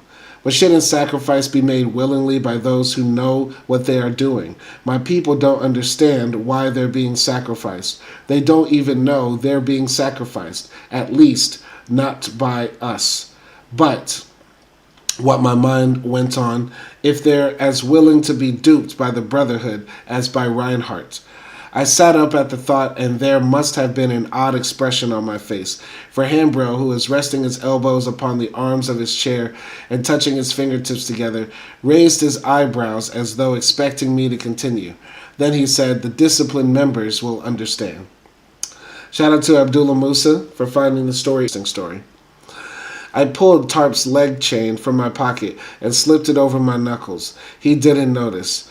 Don't you realize that we have only a handful of disciplined members left? Today, the funeral brought out hundreds who'll drop away as soon as they see we're not following through. And now we're being attacked on the streets. Can't you understand? Other groups are circulating petitions. Ross is calling for violence. The committee is mistaken if they think this is going to die. Down. Okay. He shrugged. It's a risk which we must take. All of us must sacrifice for the good of the whole.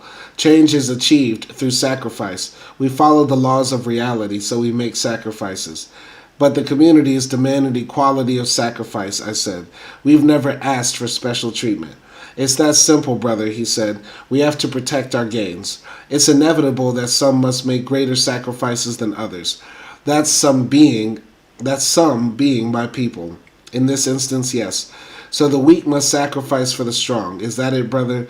No, a part of the whole is sacrifice, and we will continue to be until a new society is formed. I don't get it, I said. I just don't get it. We work our hearts out trying to get the people to follow us, and just when they do, just when they see their relationship to events, we drop them. I don't see it. Hambro smiled remotely. We don't have to worry about the aggressiveness of the Negroes, not during the new period or any other. In fact, we now have to slow them down for their own good. It's a scientific necessity. I looked at him, at the long, bony, almost Lincoln-esque face. I might have liked him, I thought. He seems to be a really kind and sincere man, and yet he can say this to me. So you really believe that, I said quietly. With all my integrity, he said. For a second I thought I'd laugh, or let fly with Tarp's link. Integrity. He talks to me of integrity. I described a circle in the air. I tried to build my integrity upon the role of brotherhood, and now it had changed to water, air. What was integrity? What did it have to do with the world in which Rinehart was possible and successful? But what's changed, I said. Wasn't I brought in to arouse their aggressiveness? My voice fell, sad, hopeless. For that particular period, Hambro said, leaning a little forward. Only for that period. And what will happen now, I said. He blew a smoke ring, the blue-gray circle rising up, boiling within its own jetting form, hovering for an instant, then disintegrating into a weaving strand. He said, we shall progress. Only now they must be brought along more slowly. How would he look through the green lenses, I thought, saying, are you sure you're not saying that they must be held back? He chuckled. Now listen, he said. Don't stretch me on a rack of dialectic. I'm a brother. You mean the brakes must be put on the old wheel of history, I said, or is it the little wheels within the wheel? His face sobered. I mean only that they must be brought along more slowly. They can't be allowed to upset the tempo of the master plan. Timing is all important. Besides, you still have a job to do, only now it will be more educational. And what about the shooting? Those who are dissatisfied will drop away, and those who remain you'll teach. I don't think I can, I said. Why? It's just as important. Because they are against us. Besides, I'd feel like Rinehart. It slipped out and he looked at me. Like who? Like a charlatan, I said. Hambro laughed. I thought you had learned about that, brother. I looked at him quickly. Learned what? That it's impossible not to take advantage of the people. That's Rinehartism. Cynicism. What? Cynicism, I said. Not cynicism, realism. The trick is to take advantage of them in their own best interests. I sat forward in my chair, suddenly conscious of the unreality of the conversation. But who is to judge? Jack, the committee? We judge through cultivating scientific objectivity, he said with a voice that had a smile in it. And suddenly I saw the hospital machine, felt as though locked in again. Don't kid yourself, I said. The only scientific objectivity is a machine. Discipline, not machinery, he said. We're scientists. We must take the risks of our science and our will to achieve. Would you like to resurrect God to take responsibility? He shook his head. No, brother, we have to make such decisions ourselves, even if we must sometimes appear as charlatans. You're in for some surprises, I said. Maybe so and maybe not, he said. At any rate, through our very position in the vanguard, we must do and say the things necessary to get the greatest number of the people to move forward what is for their own good. Suddenly, I couldn't stand it. Look at me, I said. Everywhere I've turned, somebody has wanted to sacrifice me for my good. Only they were the ones who benefited. And now we start on the old sacrificial merry-go-round. And what point do we stop? Is this the new true definition? Is brotherhood a matter of sacrificing the weak? If so, at what point do we stop? I love that paragraph. That is probably the most definitive paragraph in the entire book. Look at me. Everywhere I've turned, somebody has wanted to sacrifice me for my good. Powerful. Hambro looked as though I were not there. At the proper moment, science will stop us. And of course, we as individuals must sympathetically debunk ourselves, even though it does only a little good. But then, he shrugged, if you go too far in that direction, you can't pretend to lead. You'll lose your confidence. You won't believe enough in your own correctness to lead others. You must therefore have confidence in those who lead you, in the collective wisdom of brotherhood. I left in a worse state than that which I'd come. Several buildings away I heard him call behind me, watched him approach through the dark. You left your hat, he said, handing it to me along with the mimeographed sheets of instructions outlining the new program. I looked at the hat and at him, thinking of Rinehart and invisibility, but knew that for him it would have no reality. I told him good night and went through the hot streets of Central Park West, starting toward Harlem.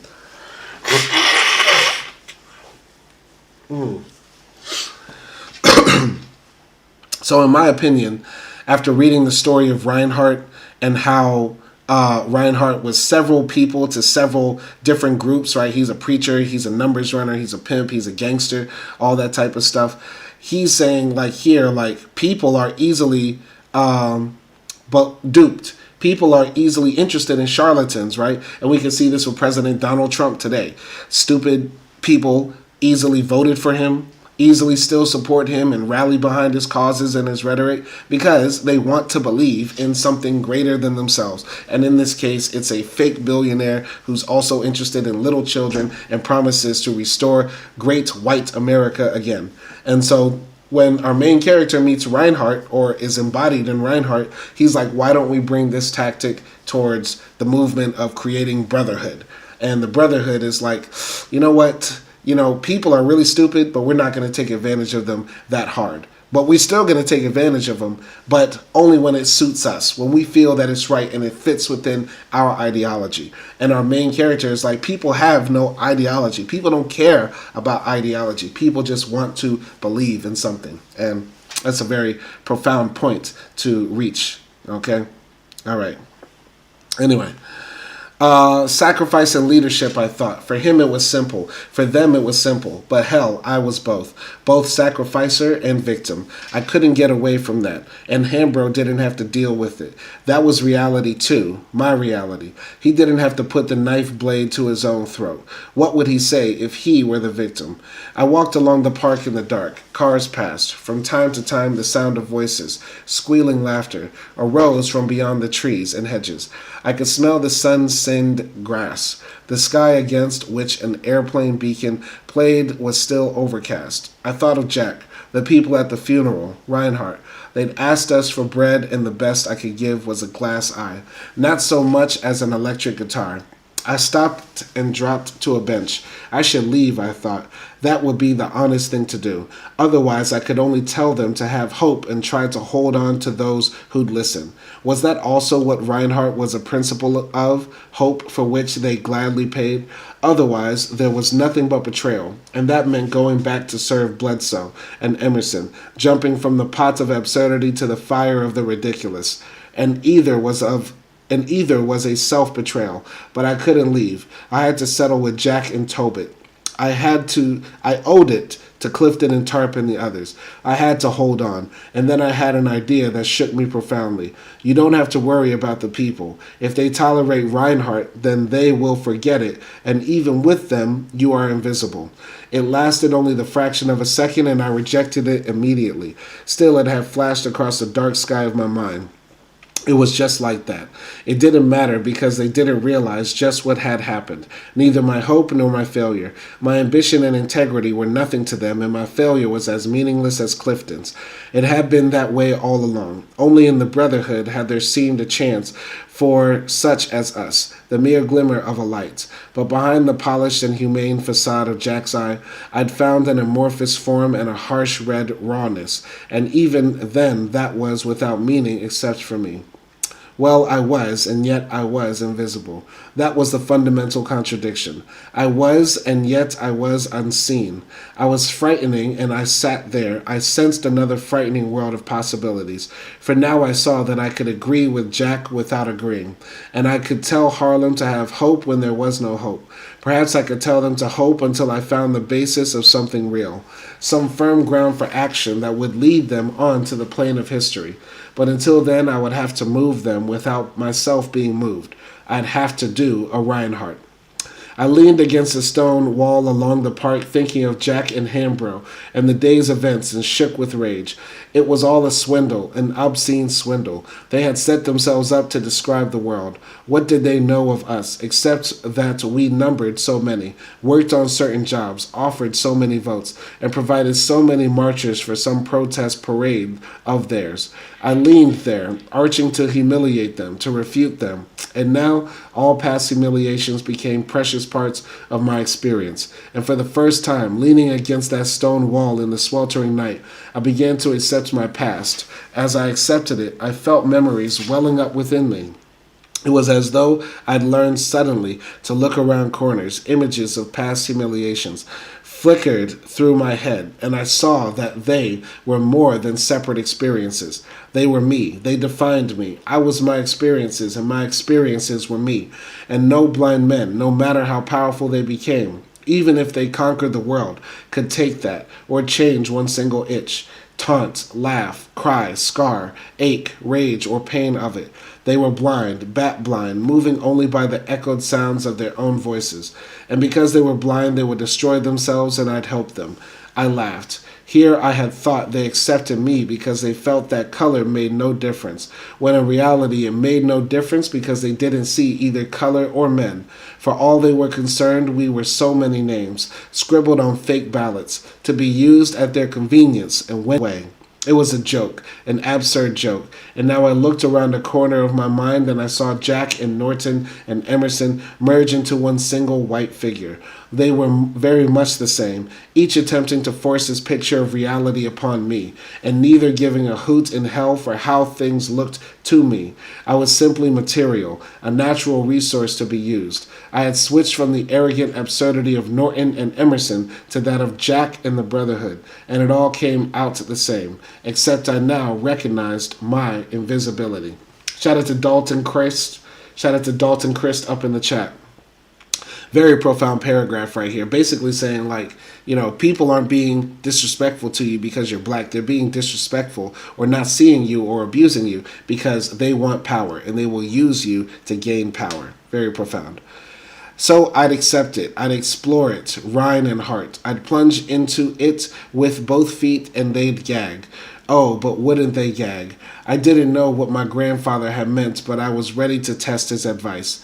I'd overcome them with yeses, undermine them with grins. I'd agree them to death and destruction. Yes, and I'd let them swallow me until they vomited or burst wide open. Let them gag on what they refused to see. Let them choke on it. That was one risk they hadn't calculated. That was a risk they never dreamt of in their philosophy. Nor did they know that they could discipline themselves to destruction. That saying yes could destroy them.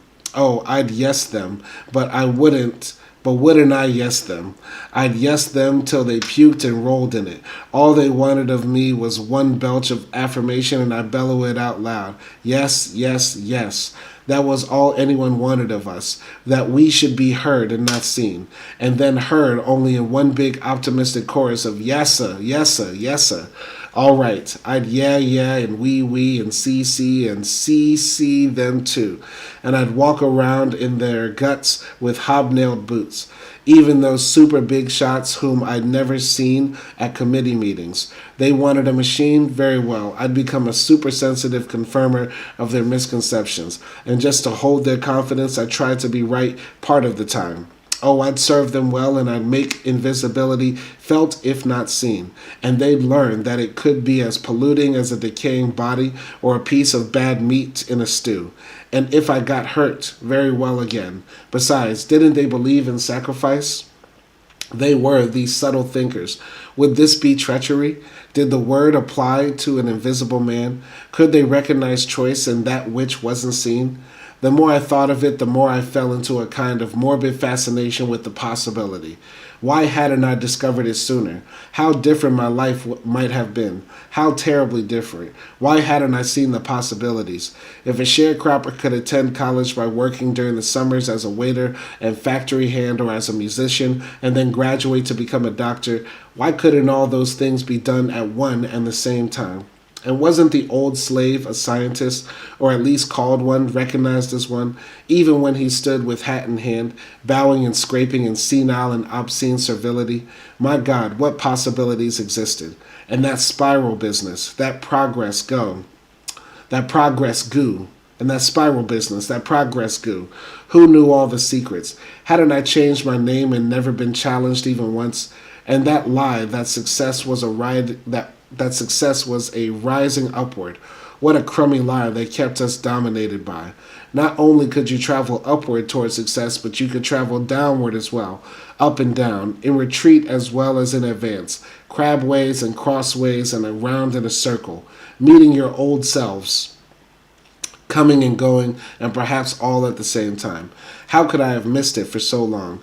Hadn't I grown up around gambler politicians, bootlegger judges, and sheriffs who were burglars? Yes, and Klansmen who were preachers, and members of humanitarian societies? Hell, and hadn't Bledsoe tried to tell me what it was all about? I felt more dead than alive. It had been quite a day, one that could not have been more shattering, even if I had learned that the man whom I'd always called father was actually of no relation to me. I went to the apartment and fell across the bed in my clothes. It was hot, and the fan did little more than stir the heat in heavy leaden waves, beneath which I lay twirling the dark glasses and watching the hypnotic flickering of the lenses as I tried to make plans. I would hide my anger and lull them to sleep, assure them that the community was in full agreement with their program, and as proof I would falsify the attendance records by filling out membership cards with fictitious names. All unemployed, of course, so as to avoid any question of dues. Yes, and I would move about the community by night and during times of danger by wearing the white hat and the dark glasses. It was a dreary prospect, but a means of destroying them, at least in Harlem. I saw no possibility of organizing a splinter movement for what would be the next step. Where would we go? There were no allies with whom we could join as equals, nor were there nor were there time or theorists available to work out an overall program of our own. Although I felt that somewhere between Rinehart and invisibility there were great potentialities. But we had no money, no intelligence apparatus, either in government, business, or labor unions, and no communications with our own people except through unsympathetic newspapers. A few Pullman porters who brought provincial news from distant cities, and a group of domestics who reported the fairly uninteresting private lives of their employers. If only we had some true friends, some who saw us as more than convenient tools for shaping their own desires. But to hell with that, I thought. I would remain and become a well-disciplined optimist, and help them to go merrily to hell. If I couldn't help them to see the reality of our lives, I would help them to ignore it until it exploded in their faces. Only one thing bothered me. Since I now knew that their real objectives were never revealed at committee meetings, I needed some channel of intelligence through which I could learn what actually guided their operations. But how? If only I had resisted being shifted downtown, I would now have enough support in the community to insist that they reveal themselves. Yes, but if I hadn't been shifted, I would still be living in a world of illusion. But now that I have found the thread of reality, how could I hold on? They seemed to have me blocked at every turn, forcing me to fight them in the dark. Finally, I tossed the glasses across the bed and dropped into a fitful nap, during which I relived the events of the last few days, except that instead of Clifton being lost, it was myself, and I awoke stale, sweaty, and aware of perfume.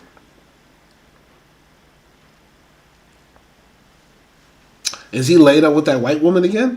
All right, this is the last paragraph here, then we're going to call it a day. All right, last paragraph. It's been a long day.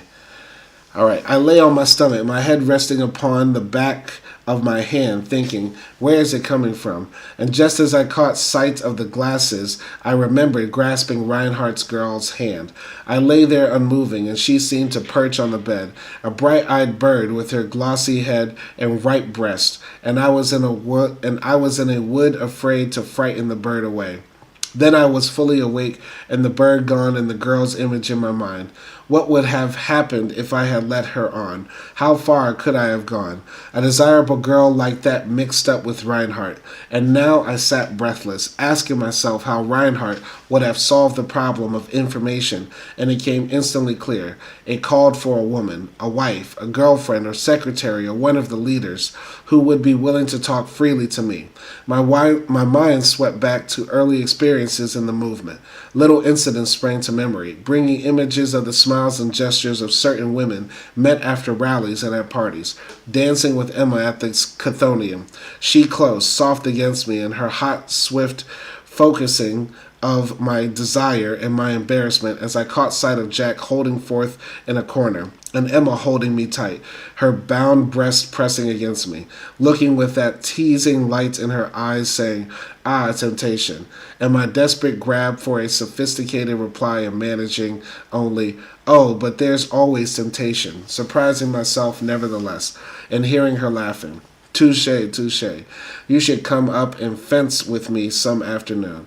That had been during the early days when I had felt strong restrictions and resented Emma's boldness and her opinion that I should have been blacker to play the role of Harlem leader. Well, there were no restrictions left. The committee had seen to that. She was fair game, and perhaps she'd find me black enough after all. A committee meeting was set for tomorrow, and since it was Jack's birthday, a party at the Chthonium would follow. Thus I would launch my two-pronged attack under the most favorable circumstances. They were forcing me to Rinehart methods, so bring on the scientists. All right. So that was a good chapter, a very long chapter. We're almost done with this book. Very happy that we got this done. It was difficult today, but we made the effort and we got it done. So appreciation to everybody who showed up in the live stream. Appreciation to everybody watching this in the playback. Support this channel because YouTube does not like my content, and I will continue to try my best to bring the real to the people. Y'all be easy out there, and peace.